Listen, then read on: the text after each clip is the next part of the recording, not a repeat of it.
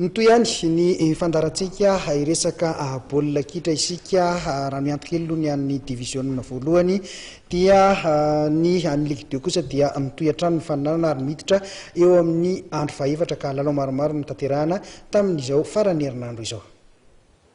Lalao enina no nitototsaina tetsy amin'ny kianjana Laribisy Mahamasina nanamarika ny andro fahaefatra amin'ny fiadinan'ny tompon'ankanana Lamanga taranja baolina kitra sokajy Ligue 2 tamin'ity farany herinandro ity. Sakandrava ady sahala Rainoray avokoa ireo ekipa mifandona tamin'izany.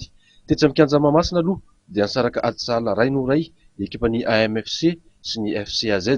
Ireto farany miakanjo fotsy amin'ny sary nefa no nitarika tamin'ny Saraino Aotra hatramin'ny 90 minitra fe-potoana ara-dalàna ny lalaovana.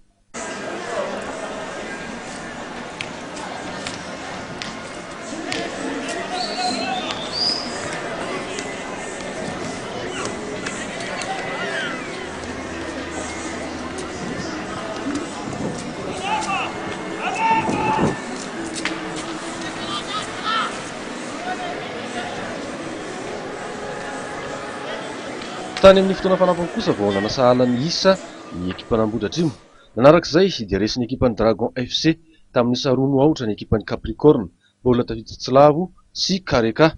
Ary farany dia nirava ady sahala Rainoray ihany koa ny ekipan'ny FC Malaza sy ny Manampisoa FC, lalao izay niady tanteraka hatramin'ny farany. Toy izao kosa ny vokatra teny amin'ny kianjana Laribia.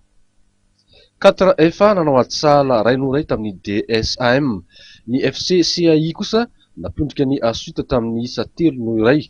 11 Gazela nirava ady sahala tamin'ny FC TFA.